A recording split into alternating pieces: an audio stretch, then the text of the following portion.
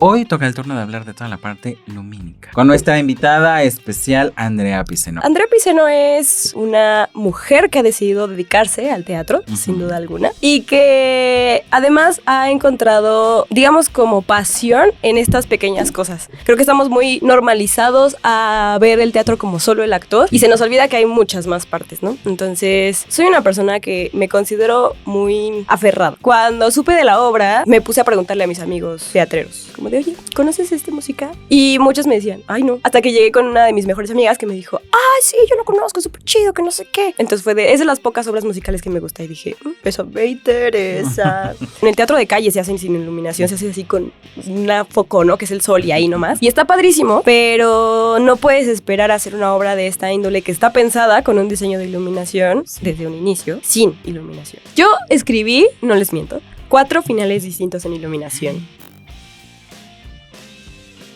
Bienvenidas, bienvenidos y bienvenides a un episodio más de esta sección que se llama Viajando hacia el Ciclón. En el capítulo pasado hablamos acerca de toda la parte coreográfica, pero hoy toca el turno de hablar de toda la parte lumínica, de iluminación, con nuestra invitada especial, Andrea Piceno. ¿Cómo estás? Muy bien, ¿y tú cómo estás? Muy bien, muchas gracias. Ningún invitado me pregunta cómo estoy. Ya no, bebé, ¿cómo lloramos. El día de hoy estamos aquí para hablar acerca de ti, acerca de tu proceso de vida. Okay. Y del proceso creativo que has tenido que hacer para darle luz al final del túnel a esta puesta en escena. Entonces, cuéntanos quién es Andrea Piceno primero. Ay, qué pregunta tan complicada. Y yo, ¿quién es? Pues bueno, Andrea Piceno es una mujer que ha decidido dedicarse al teatro, sin duda alguna, que ama hacer teatro mucho y que además ha encontrado, digamos, como pasión en estas pequeñas cosas, que luego hay gente que no lo ve, ¿no? O sea, creo que estamos muy normalizados a ver el teatro como solo el actor. Claro. Como el que hace el performance, y se nos olvida que hay muchas más partes, ¿no? Entonces, me gusta no solo estar en escena, evidentemente también me gusta el foco, pero también me gustan esas otras partes, ¿no? Que existen del detrás. Y no solo eso, sino además, soy una persona que me considero muy aferrada. Okay. ¿Y por qué digo aferrada? Porque lo que quiero, lo que necesito hacer en esta vida, me lo propongo y voy y lo hago. Me encanta. ¿No? Entonces, no me quedo sentadita, al contrario, como que busco la forma. Y gracias a eso me he metido mucho al teatro. Entonces, eso es Andrea, un poquito de Andrea, porque es mucho. Muchos matices. Sí. Muchos matices, sí. ¿Cómo llegó el teatro a tu vida? De una manera muy rara. Yo siempre voy a contar esta historia de que fue por arte de magia. Ok. O sea, yo, así como me ven, soy muy ñoña, muy ñoña. Y yo quería estudiar cine antes de teatro. Okay. Porque creces más cercano al cine al final del día, ¿no? Creo que México no es un país que asista demasiado al teatro. Digo, en mi caso sí, tengo como familia que hace teatro y familia que va al teatro, pero es raro. Sí. Entonces yo quería cine y cuando yo tenía que meter mi pase reglamentario de la UNAM, me leí todos los planes de estudio habidos y por haber, todos. De las más de 100 carreras de la UNAM. Todos. O sea, yo una noche antes así de leyendo todos los programas de estudio.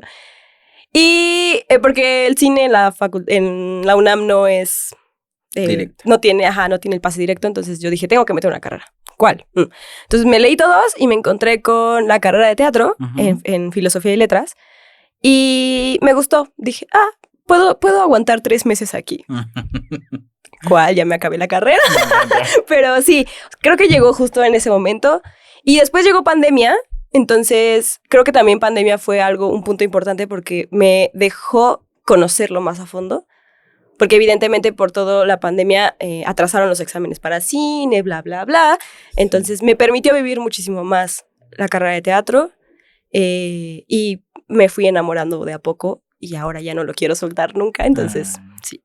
Entonces, además, o sea, en el teatro, ¿qué es lo que más te apasiona?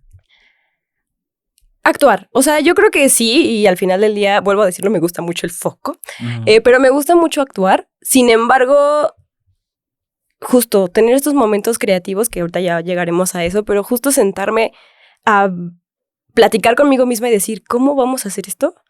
¿cómo vamos a hacer esto? Así.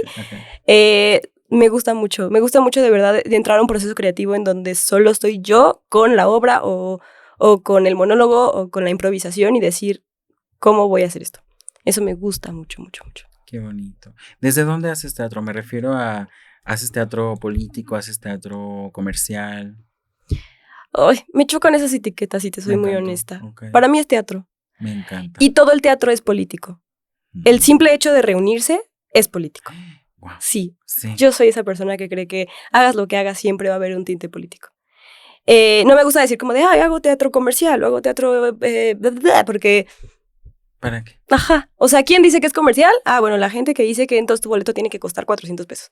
Pero hay obras independientes que tienen que costar eso porque los niveles de producción son muy caros. Y no por eso ya es comercial. Sigue siendo independiente. Entonces, a mí no me gusta ponerle etiquetas. Yo hago teatro. Así, a secas. Me encantó esta plática, va a estar... Y yo así muy rara. No, pero fascinante, ¿eh? Entonces, Andrea, actriz. Te ha apasionado la actuación, te apasiona el foco, pero también te ha apasionado otra parte del teatro. ¿Qué ha sido qué? Uy, todo el diseño, específicamente el diseño de iluminación, okay. Sin duda alguna. Es muy ambiguo. O sea, creo que un diseño de escenografía, pues lo armas, lo haces tu maqueta y ahí está, ¿no? Se la presentaste a tu director. Un diseño de vestuario, hiciste tus bocetos, los dibujaste, los pintaste, los presentaste. Un diseño de utilería igual, un diseño de maquillaje igual, pero el de iluminación, o sea, ese no hay forma visible de que se demuestre ante alguien. Todo queda aquí hasta el momento en el que lo plasmas en escena. Eso me parece lo más bello del mundo. O sea, el hecho de que no puedas tener algo tangible que alguien te lo demuestre. Eso me parece bello y además es una forma tan simple de crear ambientes.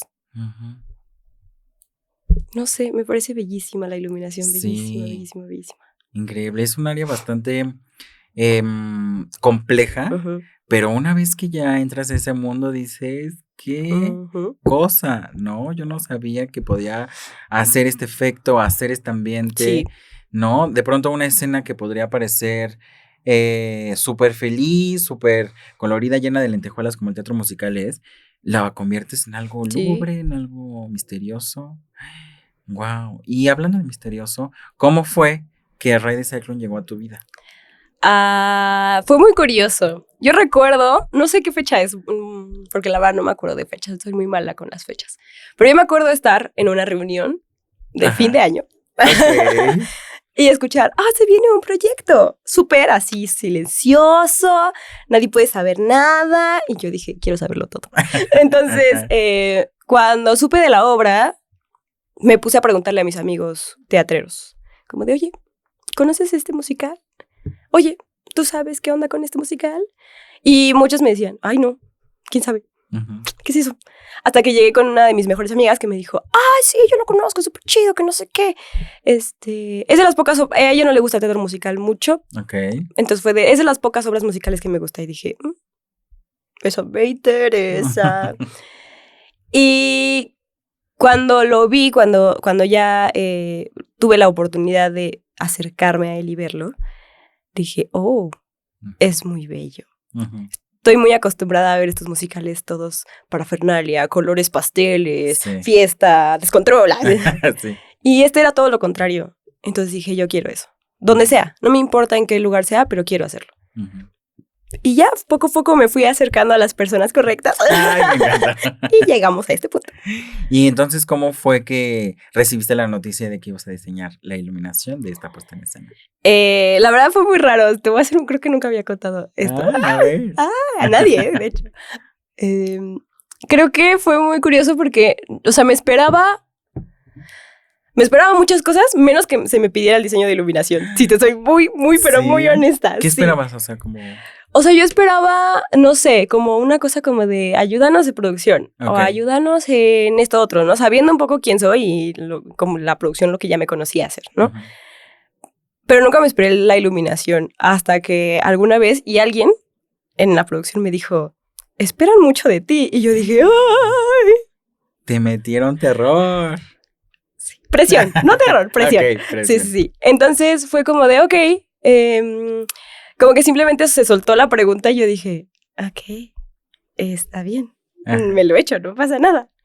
Pero justo como era un musical que se alejaba de lo que yo tenía como entendido, fue como, ¿y ahora cómo hago esto?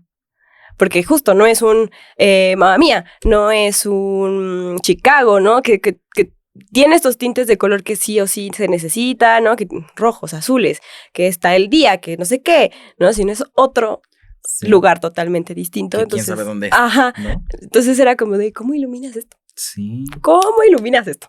Entonces, ajá. Sí llegó como un, oh, pero me lo he hecho, no pasa nada. Ok. ¿Y qué fue lo primero que pensaste además de esto? Sin duda,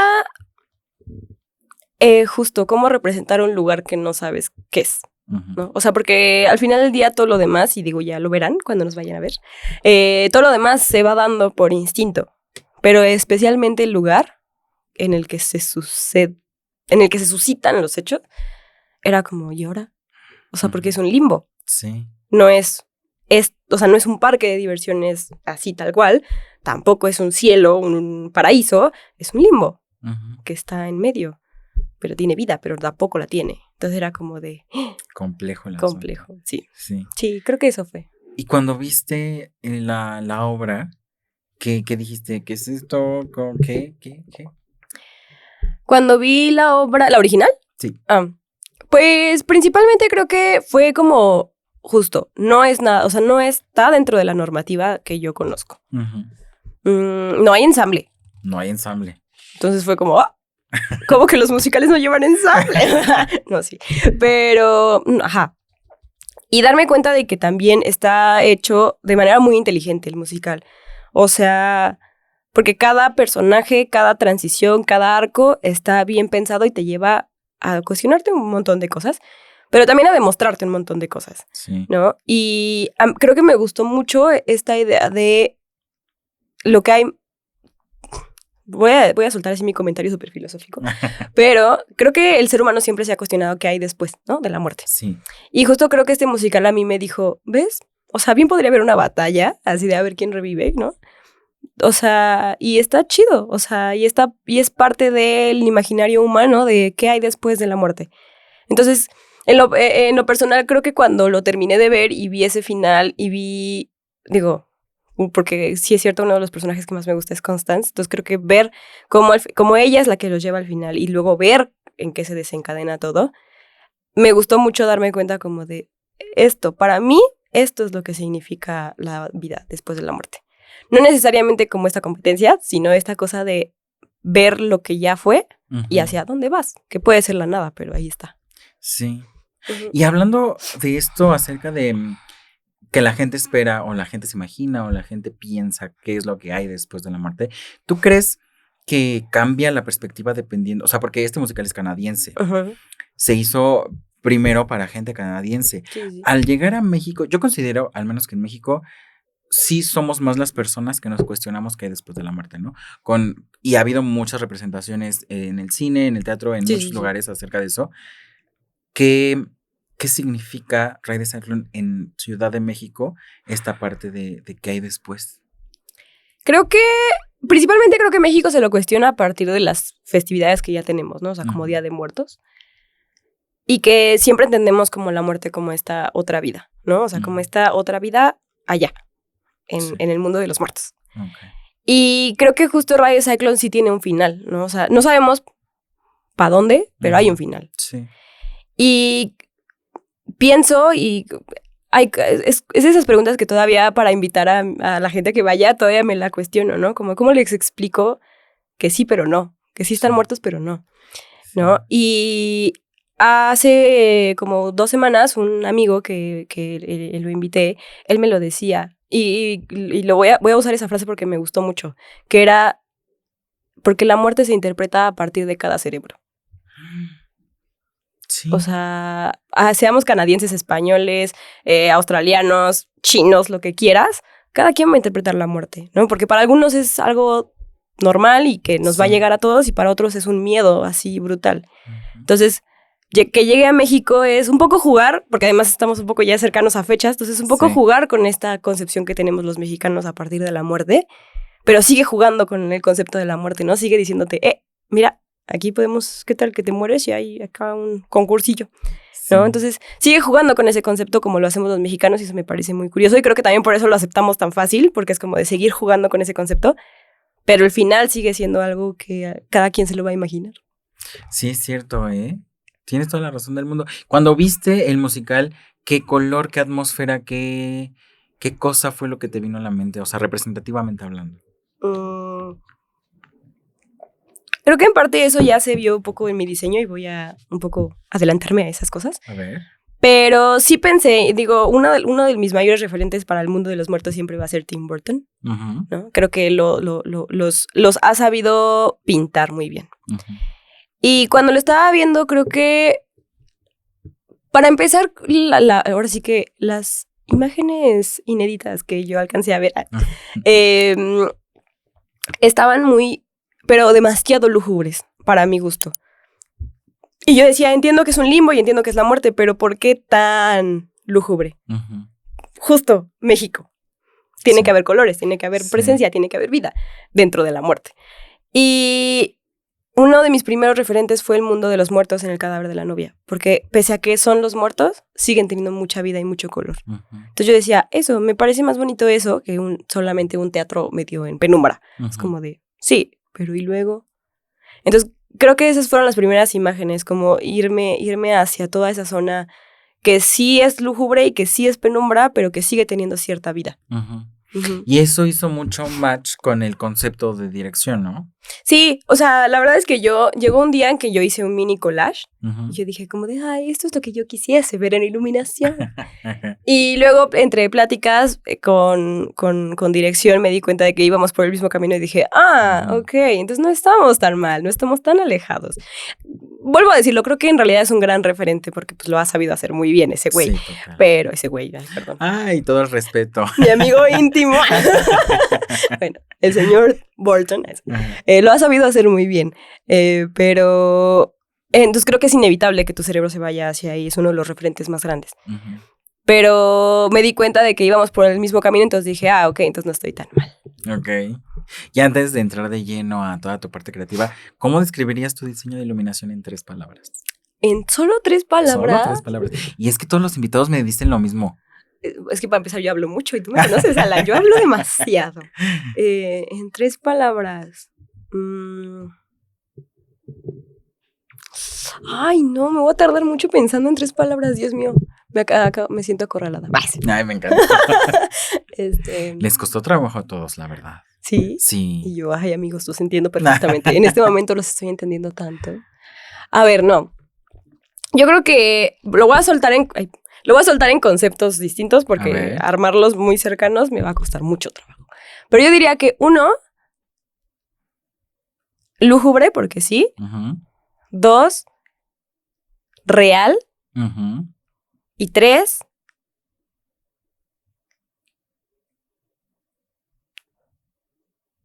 voy a soltar la palabra, no es la palabra que estoy buscando, pero es la palabra que está soltando mi cerebro y le haré caso a mi entraña, que es memorial.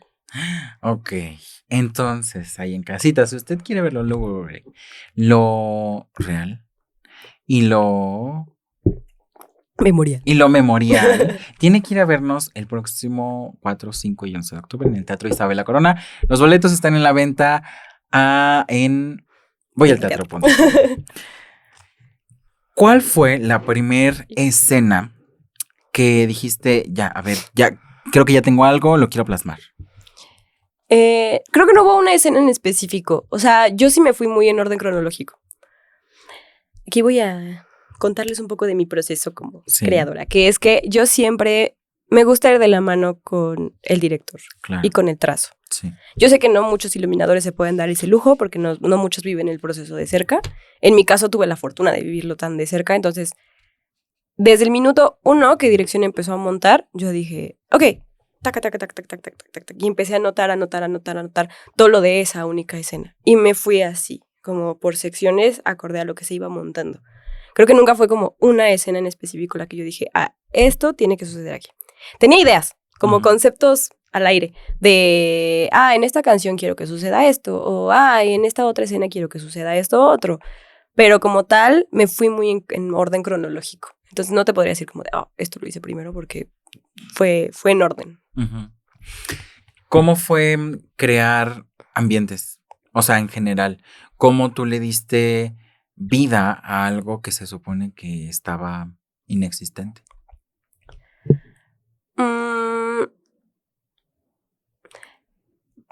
Para empezar, eso sí lo tuve que pensar en cuadros. Ok. La obra. Uh-huh. Que un poco por ahí va, ¿no? El asunto desde la dramaturgia, pues. Pero lo tuve que pensar en cuadros, ¿no? O sea, sí como una unión del Uh-huh. todo, pero también como partes del todo. Porque con los números musicales no me podía quedar sin duda en el mismo lugar. Claro. ¿No? Y fue muy complejo entender la naturaleza de cada uno de esos cuadros. Uh-huh. Porque no son lo mismo. Sí. No vienen del mismo lugar y no van para el mismo lugar. Uh-huh. Entonces, primero fue entender esa naturaleza y a partir de ahí, y eso sí lo hice en conjunto con dirección, darles un color a cada cuadro. Uh-huh. Y eso a partir de ahí me sirvió mucho porque fue como de, en la psicología del color. Uh-huh.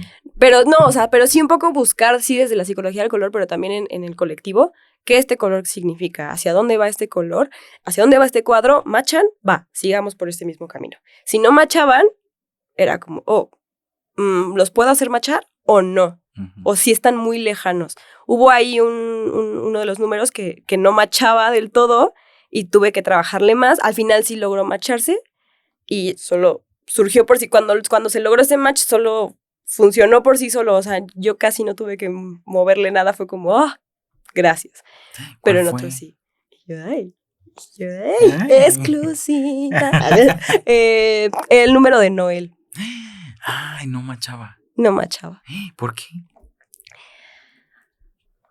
Y yo, mis secretanas. No, pero Noel es un personaje que requiere de muchas cosas porque es un personaje muy ambiguo. Porque es un personaje que quiere ser, pero no es. Uh-huh. Que dice ser, pero no es. Y que dice haber hecho, pero no hizo. Sí. ¿No? Entonces, estoy hablando mucho metafóricamente, disculpe pero usted, me público, encanta, nos encanta. Sí, está bien, gracias. Seguiré así. Pero, entonces, cuando se le dio el color a Noel, estaba muy lejano a lo que representa. Pero si se buscaba otro color, rompía todo, o sea, toda la estructura de colores que ya habíamos hecho para otros personajes, para la historia misma. Entonces, cuando tuve que, ahora sí que valorar, dije, no, es que no, o sea, no le puedo dar este color a Noel, porque si yo se lo doy, pierdo todo. O sea, lo pierdo todo, de verdad lo pierdo todo. Entonces dije, no puedo. Necesito que este color sea el de él.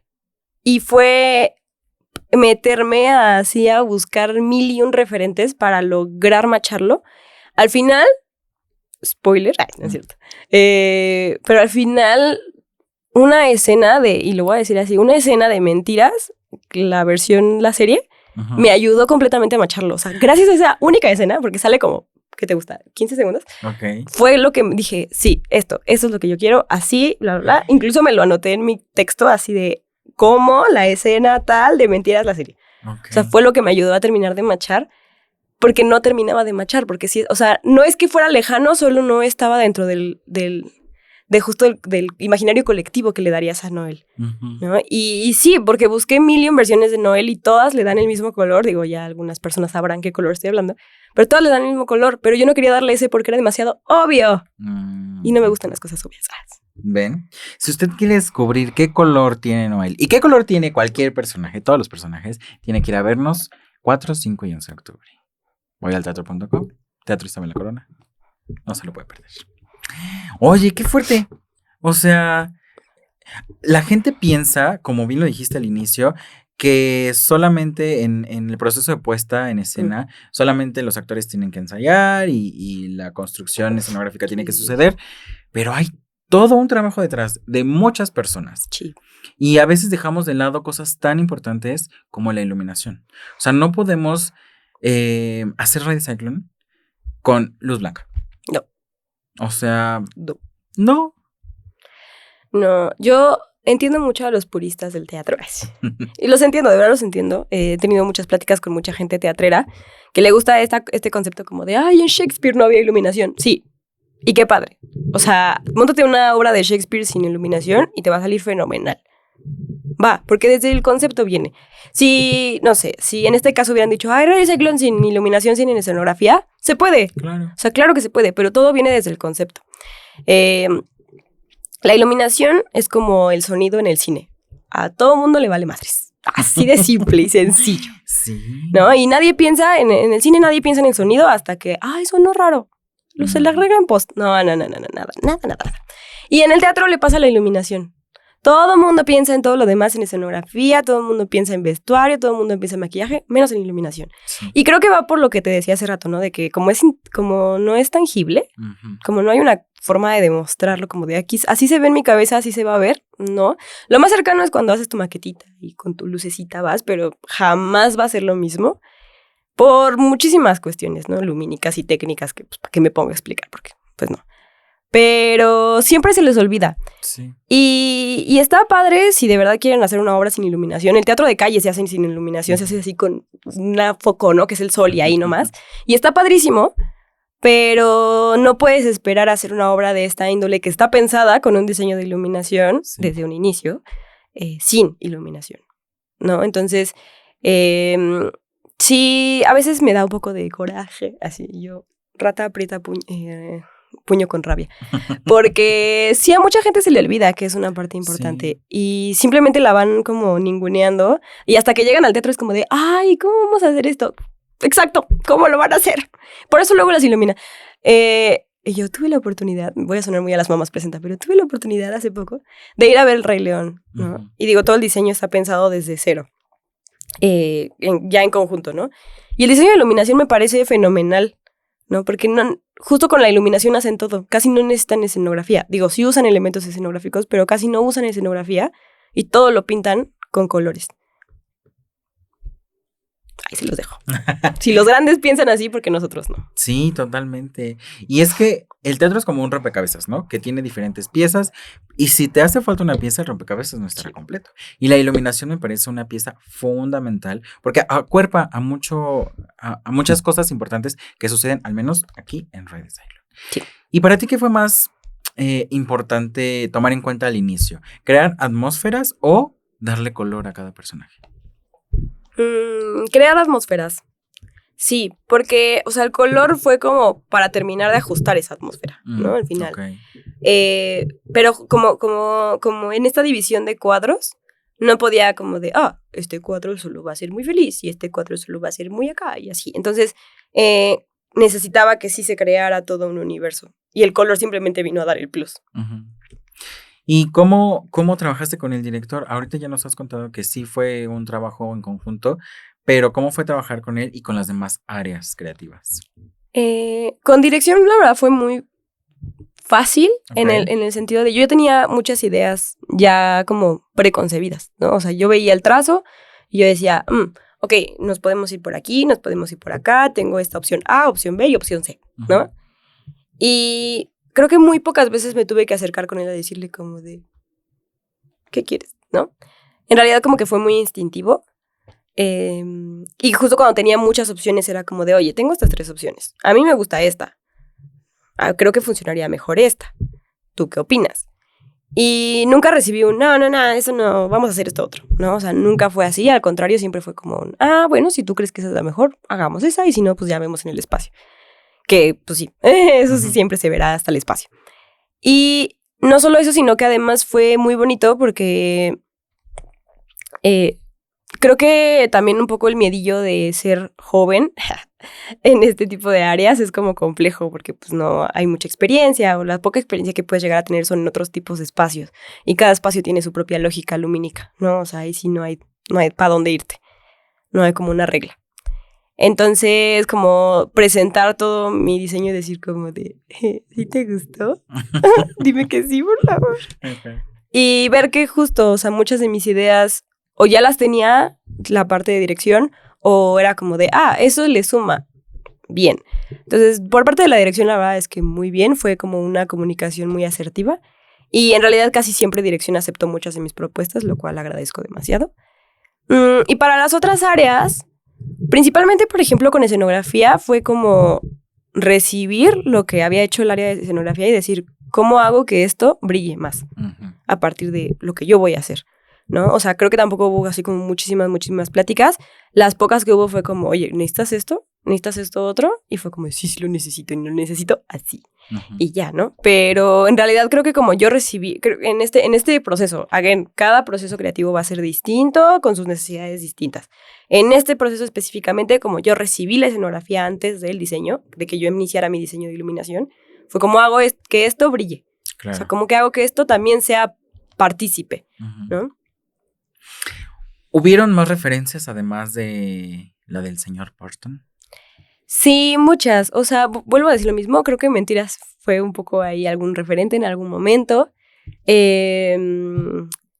Por ahí también hay alguna referencia un poco de Coco, Disney, por ahí. Principalmente para los cuadros, por ejemplo, o sea, con Noel sí usé algo de Chicago, ¿no? Con Constance usé un poco como de... Ay, se me fue el nombre, pero es un musical muy famoso. ¿Muy famoso? No, su nombre es not found en mi cerebro, quiero que lo sepa todo el mundo allá en casita, porque... Bueno, ajá. Un musical muy famoso. Pero creo que fui como uniendo piezas para los cuadros específicamente, como que para en general el concepto del ambiente de Ride de Cyclone fue mucho Burton. Pero ya para los demás, fue como uniéndose de a poquito. O sea, fue como... Una mezcla de cosas. Ajá, una mezcla de cosas. No solo referentes de teatro, sino también cine, también televisión. Por ahí, algún día a Alan, solo a Alan, porque ya ustedes no, ¿y por qué no me acuerdo? Le mostraré que por ahí hay un referente de una caricatura que yo decía como de, esto quiero, ¿sabes? Ay, wow. Gravity Falls. Por ahí hay un referente de Gravity Falls para alguna de las cancioncillas ahí. Entonces, creo que fue más bien como ir viendo qué me funcionaba en mi cabeza de imágenes, porque, pues sí, vuelvo a lo mismo, la iluminación es imposible que se visualice hasta no estar en el espacio. Entonces, muchas de las imágenes en mi cabeza de lo que sucede en el diseño, pues es un referente de algo y a ver si funciona en el espacio, ¿no? Que claro que va a funcionar, pero a lo que voy es, pues, uno se espera hasta estar ahí. Sí, y es que es muy complejo, porque tú dices, ay, el diseño está padrísimo, pero ya en el momento de que en el escenario suceden las cosas, dices, ¡ah! Pero todo se ajusta, todo se resuelve, y en el teatro eso sucede, ¿no? Resolver inmediatamente. ¿Alguna escena resultó más difícil de iluminar de lo que pensabas? Sí. ¿Cuál? El número de Jane Doe. Y aquí me citó la invitada pasada, que fue Vanessa. Quería hacerte una pregunta respecto a eso. Ay, hola Vanessa. Pero no la hizo porque no quiere spoilear. Así que no, cuéntanos tú sin spoilers. Ay, es que fue muy difícil porque, digo, para los que conocen el musical, saben que este número es uno de los más complejos porque tiene muchas cuestiones, ¿no? Hay gente que hace una cosa como tipularla, hay gente que no, hay gente que hace otras cosas, ¿no? Y para mí fue muy difícil porque era como... En todos los demás cuadros, evidentemente hay un foco para el principal, ¿no? Para quien está cantando. Sí. Pero en en los demás también se iluminan a los demás, ¿no? También hay una cosa como del participar de los otros integrantes del coro. En este número específicamente para mí era importante que se vieran y no. Porque sí quería que fueran parte, pero también que no fueran parte. Porque, digo, para los que ya conocen el musical entienden por qué, para los que no, vayan a verlo. Entonces, para mí fue muy difícil pensar, uno, en eso, ¿no? En cómo iluminarlos y al mismo tiempo, no. 2, las dificultades técnicas o no que pudiera llegar a tener la Jane Doe, o sea, pues por lo que conlleva, volarla, no volarla, llevarla para allá, no llevarla para allá, darle vueltas, no darle vueltas. Lo que fuera a hacer era como de, y ahora, esto, si se hace esto, tendría que hacer esto. Y si se hace esta otra opción, tendría que hacer esto otro. Entonces, para mí fue como muy complejo irme por ahí. Y finalmente, porque para mí Jane Doe es un personaje que representa la dualidad de la vida y la muerte, ¿no? Y la dualidad de la luz y la oscuridad como esta cosa del conocer y no conocer. Sí. Entonces, era como, ¿cómo le doy luz a algo que no la tiene? Pero la necesita. Sí. Entonces, y yo ven, sigo hablando con metáforas. Pero, entonces fue muy difícil porque era como de sí quiero darle luz, pero tampoco quiero darle tanta luz, pero que necesito que se vea el ensamble, pero tampoco quiero que se vea el ensamble. Pero tengo estas dificultades técnicas, pero quiero que suceda esto, pero ¿cómo hago que suceda esto sin opacarla, sin esconderla? Entonces Jane Doe para mí fue el cuadro más difícil. Sí, qué fuerte. Y en cambio, ¿cuál fue el cuadro que más satisfacción te dio iluminar? Constance, el de Constance. ¿Por qué? Uno, porque...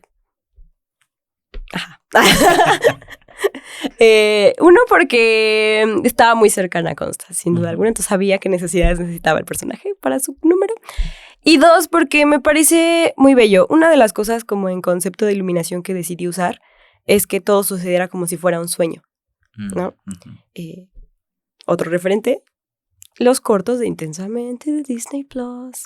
By the way, creo que está cancelado, I don't know. Pero fue un referente. No, pero como en esta cosa de que cuando duermes, digo, los expertos me dirán, no, estás muy equivocada, no lo sé. Pero se supone que cuando duermes tienes como varios sueños. No es como que sueñes una cosa, tienes como varios momentos, ¿no? Y me gustaba pensar eso, como que fuera una noche y que Constance es justo el último sueño antes de despertar.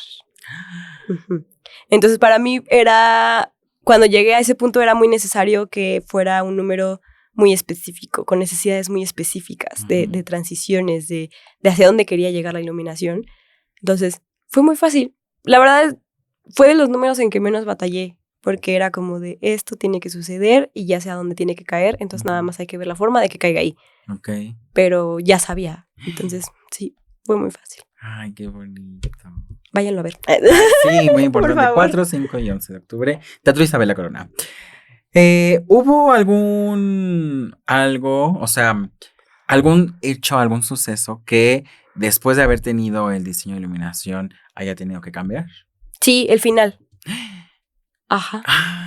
El final. Final. El final. Sí, cierto. Es que a Joel, ya lo hablamos en el capítulo pasado también, pero a Joel se le ocurren cosas locas. Y estamos rodeados, ya lo dijimos también, de gente loca. ¿Tú consideras una persona loca? Sí. Las mejores personas lo están, dirían, en Alicia en el País de las Maravillas. Creo que sí. Cuéntanos acerca de eso. Ay, no. Yo escribí, no les miento, 4 finales distintos en iluminación. 4. El primero fue cuando terminó como de montarse todo. Yo dije, ahí está. Luego vino una primera modificación y dije, hay que modificar esto. Entonces volví a reescribirlo.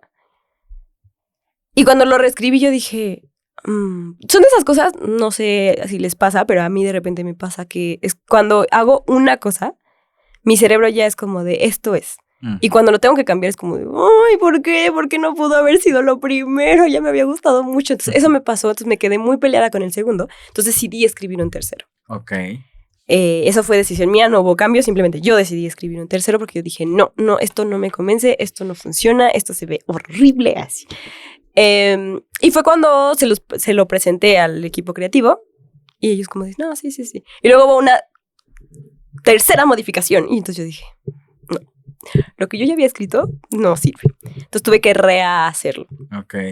Al final la verdad quedé muy satisfecha con el final, principalmente porque sucede una de las cosas que más me gusta a mí hacer en iluminación, que es darle luz a la muerte. Sí.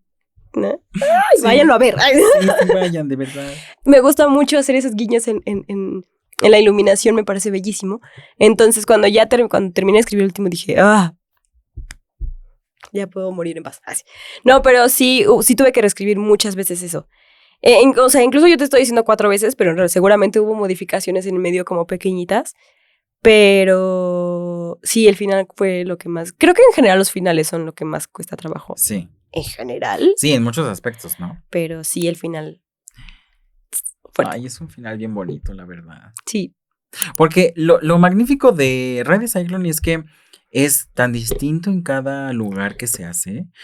Actualmente se está haciendo en Argentina y esa apuesta es tan interesante y tan distinta a nosotros, por ejemplo. Sí. Se va a hacer en Querétaro, se hizo en Mérida. Cada apuesta es distinta y es el mismo texto, ¿no? Pero el concepto es el que cambia. Y eso es lo maravilloso del teatro también. Sí. Que nada es igual. Ay, qué bonito. ¿Cuál fue tu mayor crisis en iluminación? Ay, tuve muchas. En primera, eso, lo de dudar de mí misma. Ujú. Y es algo que creo que es inevitable. O sea, público allá en casita. No dude de usted mismo, nunca más. Y yo poniéndome sentimental. Pero es que es muy, muy horrible el dudar de sí. Y en parte y en ciertos momentos lo dudé por justo inexperiencia, ¿no? Yo sé, ahora sí que yo sé quién soy y lo que estudié y las clases que tomé y así, ¿no? Pero siempre va a haber esta duda de vienes de la academia, vienes de conceptos, Sí. ¿no? Y por allá hay mucha gente muy mala, que no diré sus nombres y tampoco les prestaré tanta atención, pero que sí era como de, pero tú no eras iluminadora, no eras actriz. Entonces, evidentemente esos pegan, duelen. Por más que lo hayas demostrado en algún punto de tu vida, sigue doliendo. Entonces, sí me costó, sí tuve muchas crisis, por eso como decir, no, mejor le voy a hablar a alguien que sepa, ¿no? Así de, a ver, hazme esto, ayúdame a hacer esto. Eso fue una de mis mayores crisis. Y la otra, sin duda alguna, fue en darle coherencia. O sea, ahora sí que ya estaba como la luz del lugar, de este limbo, y los cuadros. Ahora, ¿cómo los unes? Ujú. ¿No? Porque digo, está muy bonito decir como de esto, esto y esto y esto. Pero ahora, ¿cómo haces que esto sea esto? Sí. Entonces, creo que una de mis mayores crisis también fue eso, cómo unirlos. Cómo hacerlos parte del mismo universo sin que se separen. Sin que sea como de, oh, ay, esto no le pertenece a esto, ¿no? O no forman parte de la misma historia, sino parecen cuadros sacados de maneras distintas. Eso me costó mucho trabajo, como el decidir cómo los iba a unir o cuál iba a ser el elemento que los uniera. ¿Y quiénes fueron las personas que más te apoyaron en todo este proceso de iluminación? Para empezar, mi mamá. O sea, mi mamá es mi mayor fan y mi mayor hater. Yo lo voy a decir toda la vida. Te amo, mamá. Pero mi mamá siempre es como de, ay, a ti te sale muy bien esto, tú puedes, tú puedes. Y cuando justo me veía dudar de mí o me veía en mis noches así de, ay, ¿ahora cómo voy a hacer esto? Siempre se me acercó y me dijo como de, ay, pero sí se escucha bonito, ¿no? Porque pues mi mamá evidentemente también es como de, no me lo puedo imaginar como tal, porque solo está en tu cabeza. Pero así como me lo explicas, a mí me gusta. Entonces, creo que mi mamá fue uno de mis mayores sostenes en este momento. Y no solo eso, sino mis amigos teatreros, o sea, mis amigos teatreros, que era como de, ah, no, tú puedes, sí se puede. O esto, pues no lo entiendo, pero suena chido, ¿no? Entonces creo que me aferré mucho a la gente que me apoyó sin entender mis ideas. Ujú. ¿Y hubo alguien que te ayudara en la cuestión técnica? Sí, bueno, no como tal. Sí, porque creo que es una de las personas a las que más le he aprendido en la vida, que se llama Citlali. Hola, Citlali. Que ella sí ama, o sea, ella, foco, no. Ella le gusta estar atrás, ella le gusta estar en cabina, ella le gusta estar en la oscuridad, y te quiero mucho. Y ella me enseñó mucho, para este proyecto específicamente, no es como que ella me haya ayudado a hacerlo como tal, pero ella me enseñó tanto y me ayudó a crear tantas cosas que como que siento que un poco su voz siempre estuvo en mi cabeza como de, esto se podría hacer así. Entonces era como de, sí, sí se puede hacer así. ¿No? Entonces creo que Citlali estuvo como en mi cabeza mucho, mucho rato. No en presencia, pero sí ahí en pensamiento. ¿Hubo algún momento que dijiste, esto lo quiero, definitivamente quiero que suceda? Sí, hubo varios, varios. Uno de ellos está en el número de Jane Doe. También fue una de mis crisis, pero justo en el número de Jane Doe hubo una cosa que dije, esto sí quiero que suceda. No sé cómo, pero va a suceder. Pero hubo varios, que ya verán. ¿Qué esperas que sienta el público al ver tu diseño de iluminación? Espero que sienta lo que quieran, pero que sientan, ¿no? Suena muy acá del teatro de la nueva ola, ¿no? Así, el teatro es para sentir. Y sí, un poco sí, soy creyente de ello. Pero más allá de que ustedes digan como de, ay, sí, no, la iluminación, porque el foco LED, no sé qué, le pegó, no. Quiero que sientan y que digan como de, ay, sí sentí. O sea, sí se completó un círculo con la canción, con el trazo, con el actor, con la escenografía, con todo se hizo así un círculo precioso y me encantó y eso. O sea, quiero que sientan. Más allá de que digan como de, sí, no, estuvo muy bien pensado su diseño de iluminación porque, porque pues eso para mí es superfluo. A mí me gusta que el público vaya y que simplemente sienta lo que está sucediendo y que entre en esta convención con nosotros y lo disfrute. Y ahora, en cambio, ¿qué esperas que suceda en ti después de Radio Cyclone? ¡Ay, no! ¡Qué fuerte! Muchas cosas, creo que mucho. Para mí, y lo voy a decir siempre, Radio Cyclone representa un salto en mi vida profesional. Porque, pues, eso es lo que me quiero dedicar toda la vida, ¿no? A estar arriba de escena, a estar atrás de escena, a estar en el proceso creativo y a picar piedra, ¿no? Esto es lo que quiero. Entonces, para mí, Radio Cyclone representa muchas cosas, pero entre ellas ese salto. Y yo espero en mí, confiar más en mí, en justo decir si lo puedo hacer, porque tengo las herramientas necesarias, y si no, pregunto. Porque también se vale no saber y decir, ¿cómo hago esto?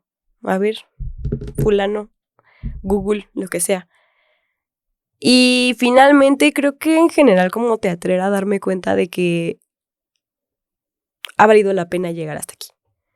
O sea, a veces creo que me he centrado, y eso lo digo en personal, si alguien más se une al sentimiento, adelante, pero creo que a veces me he centrado mucho en la meta y no en el proceso. Okay. Y Radio Cyclone me demostró como de vive el proceso. O sea, Radio Cyclone sí me hizo decir, vívelo, no te vayas a la meta. Porque tenía tantas cosas cercanas a la meta que se me nublaba, o sea, se me nublaba el camino y como que me hizo vivir el proceso de una manera muy distinta a cualquier otro proceso que yo haya vivido. Y miren que yo soy muy de procesos, Alan se los puede confirmar. Pero en este específico fue de, no, o sea, no te me vayas, o sea, sí, tienes una fecha definida, pero ahorita ni la puedes ver porque hay más cosas en medio. Entonces, vívelo ahorita.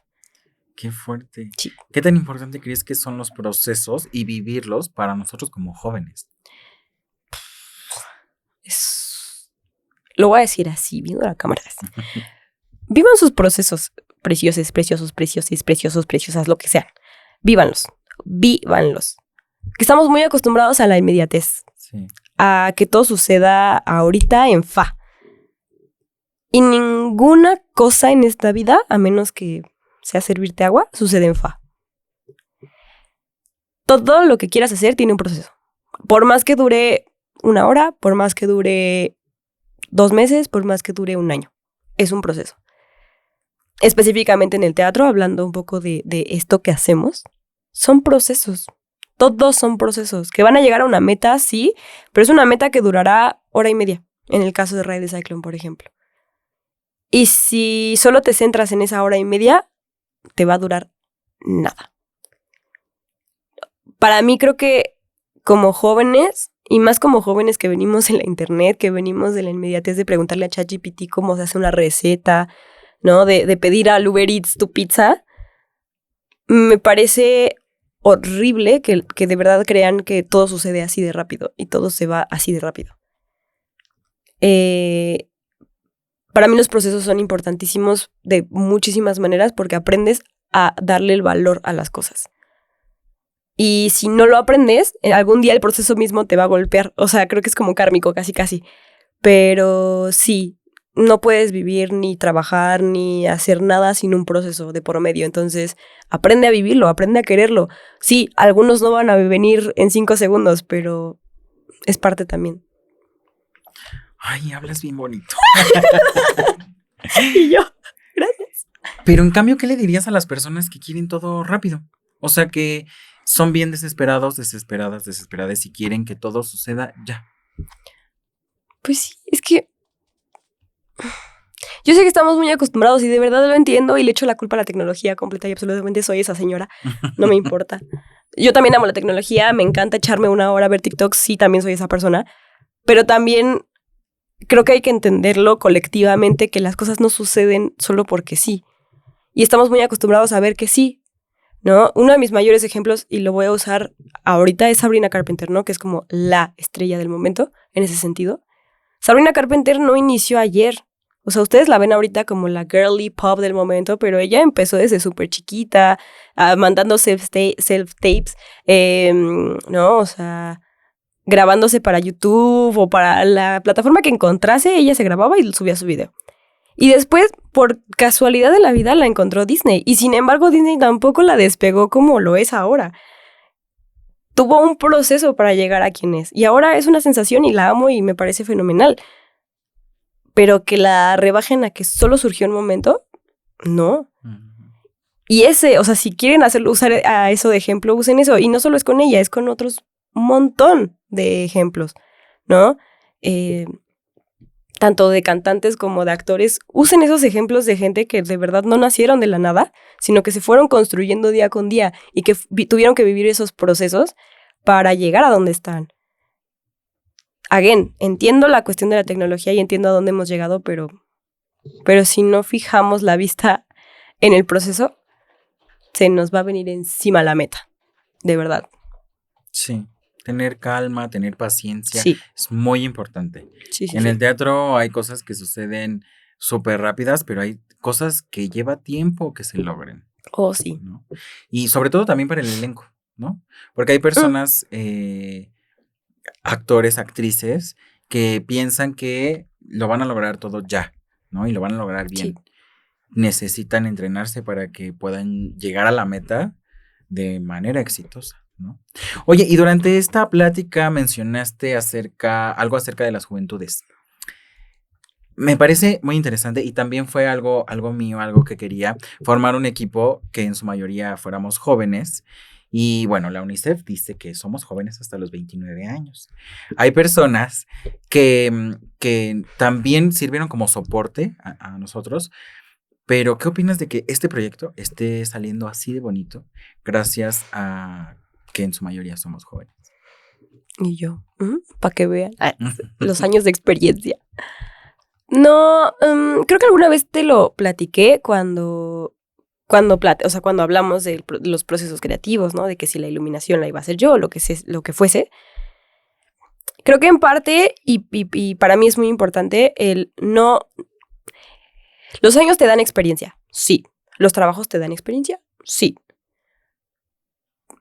Pero recién egresados yo conozco mentes brillantes. O sea, Ekiwa, que es el que hizo la escenografía, a mí me ha parecido fenomenal desde el día 1 que yo lo conocí en la facultad. O sea, yo dije, what the fuck con esta mente. O sea, me pareció maravilloso. Entonces creo que en parte eso es lo que a mí me parece más importante. El darle la oportunidad a aquellos que necesitan crearse la experiencia para después ingresar a otros espacios. No dudo de la experiencia y que te da más conocimiento y así. Sí, conozco a gente, digamos, grande, mayor, que tiene el conocimiento del mundo y que a mí me ha servido muchísimo para crear mi basaje cultural el día de hoy. Pero eso no quiere decir que yo no sepa hacer las cosas. Uh-huh. Entonces, en parte eso me parece muy importante y muy bello de este proyecto. Que está saliendo bien, que ha salido pues de maneras armoniosas y de maneras correctas a partir de jóvenes, ¿no? O sea, tenemos la experiencia, sí, pero también tenemos mentes brillantes actuales, si lo quieren poner así, que le están dando vida a este proyecto y que me parece fenomenal que los veamos, ¿no? Y que los veamos en acción, además. Sí, a mí de pronto me parece un poco triste que haya espacios habitados por gente con más experiencia, con más años de vida, que no quieran darle oportunidad a jóvenes solo porque no tienen experiencia o porque están muy chiquitos, ¿no? Y pues cuando eso sucede, nosotros como jóvenes tenemos que buscar y crear nuestros propios espacios, como lo ha sido Red de Cyclone, y está saliendo muy bien. Y si usted lo quiere comprobar, tiene que ir el 4, el 5 y el 11 de octubre al Teatro Isabela Corona. ¿Qué aprendizaje personal te ha dejado este proyecto? Confiar más en mí, o sea, lo voy a decir, confiar más en mí, en entender que también le sé, sí. que sí tengo ese conocimiento y esa perspicacia, diría. Sí. Y si pudieras dedicarle una frase al público antes del estreno, ¿cuál sería? Una frase. Sí, porque te encanta hablar bien bonito. Yo sí, pero... algo, un mensaje, algo. No, creo que les diría que vayan a ver teatro, vayan a ver todo el teatro que sea, no solo porque lo estemos platicando aquí, vayan a ver la obra, vayan a ver todo el teatro que quieran, sí. Porque el teatro no se hace sin ustedes. Entonces, si no lo van a ver, no existe el teatro. Entonces, vayan a ver mucho teatro. Hay obras de verdad maravillosas a bajo costo. Y yo sé que algunas que de costos más caros valen mucho la pena, pero pues vayan a ver también las que cuestan un poquito menos. De verdad valen la pena, se los puedo asegurar. Pero vayan, porque sí, sin ustedes no existe el teatro. Sí, aparte el teatro te da visión de nuevas cosas, de nuevos mundos, te da temas de conversación. Sí. ¿No? Y eso es increíble. Nuestra invitada del capítulo pasado te dejó una pregunta. ¡Ay, Vanessa! Ajá. No es cierto. Ella te quería preguntar algo acerca de la escena que comentaste que fue más difícil. Ok. Pero como no queríamos spoilear, cambiamos la pregunta. Entonces, la Ay. pregunta es, Ok. si tuvieras todas las herramientas de iluminación ilimitadamente, ¿qué utilizarías para lograr qué?